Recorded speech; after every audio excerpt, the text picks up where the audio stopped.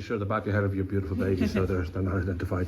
I'm thinking, you go back to November 2020, you meet up, it's COVID.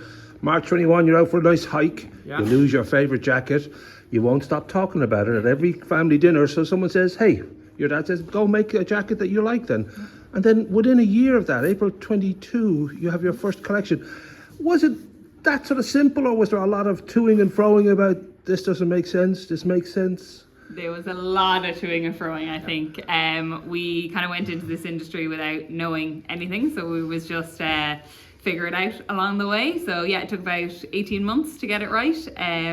We originally went to Asia, then we came back, produced in Portugal. It was the whole time when there was a huge shipping crisis at the time as well. So it kept us on our toes and kept us busy, yeah.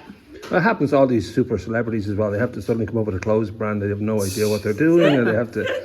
Was it something though that you knew early on was working, or did that take time? Did that take a few days, well, maybe weeks, years of being in bricks and mortar? I don't know when you kind of clicked. Yeah. Oh, I like this works. I'm going to say maybe it was 2 years in before the penny really dropped that like this is extremely viable and we could really make a proper company out of this. I suppose early on we were both big into the outdoors, and we're like, there's no Irish answer to the big global outdoor brands. You know, we're located or HQ'd and started down on the west coast of Ireland in Dingle. Worst weather in the world. Perfect place to try and build an outdoor brand. Yeah. And then a couple of years in, we were like, okay, we're starting to get a bit of traction here. You know, we're starting to see people in Dublin City and Cork City and airports, America, like wearing our gear. We're like, okay, we're onto something here. So we kind of put the foot down then. Well, I like the idea you set out with the task of making, you know, outdoor clothes that were made for the Irish weather, which I presume means that they change size and thickness in every 5 minutes. So they go into like, suddenly it's a light jacket, next one it's a heavy arm coat. Yeah. Is there a kind of a, I don't know, if there was a sort of like testing of like, well, what are we dealing with here? Generally wet weather is often going to happen, so that's the first. And was there a plan of what's Irish weather? Because I have no idea what it does. What we wanted to do was multi-purpose. And functional, and that was the thing. As long as it was multi-purpose and functional, it could be packed in your bag, taken back out, layered. Irish weather's all about layering, so we try and make sure we have layers from the bottom up, and that's something we are working towards in our collection. But light jackets, slightly heavier jackets, all year round. In Ireland you need a jacket all year round. People generally don't have winter jackets and summer jackets, they have, and we have a jacket just for that as well.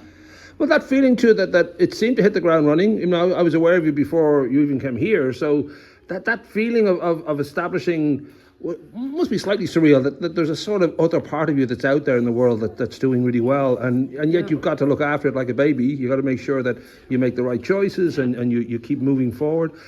All fun, or is it difficult?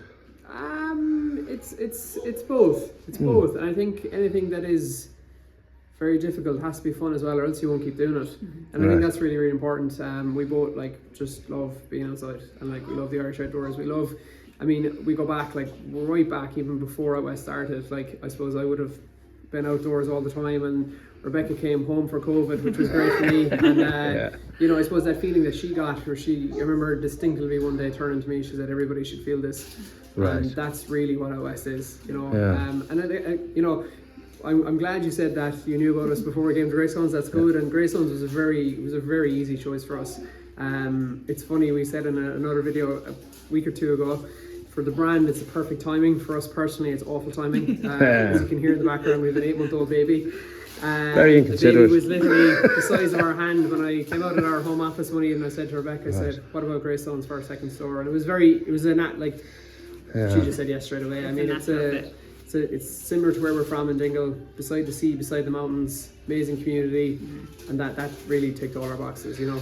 There's a new culture in Ireland too that and you can see it certainly in Greystones, the Happy Prayer may have even started it, that feeling that it's almost a lifestyle choice where you get your coffee or what clothes you buy. And that's kind of a new, I think, sensation really, that as much as branding's always been around, you know, from the 50s and 60s, all that idea that it's Hoover or Coca-Cola, but it seems to have really kicked in that this is like a real personal thing, that if I click in with this, and that must be kind of fun to observe that there are people who click into it. We say it often that if someone passes someone on a trail, on a road, on a beach wearing Outwest, they should think, oh, that person holds the same values as me, holds the same. So when you see someone in Outwest gear and you're wearing Outwest, you're part of this community, you're part of this thing we believe in, that we're trying to make the outdoors for everybody. So yeah, definitely that internal feeling. So it's a cult. Some of the best are. We should give a shout out to Mrs Mooney, who was the lady who had this premises for so long, and for Greystonians it's a huge part of their childhood.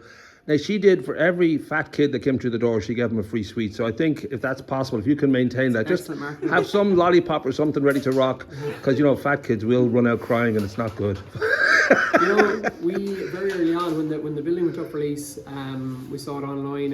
I'd been maybe sneakily not telling everybody that I've been refreshing Daft and Greystones for months. And the unit came up, and we didn't know about Mrs Mooney. And I grew up in Dingle, small town, similar to that. Everybody knows everybody.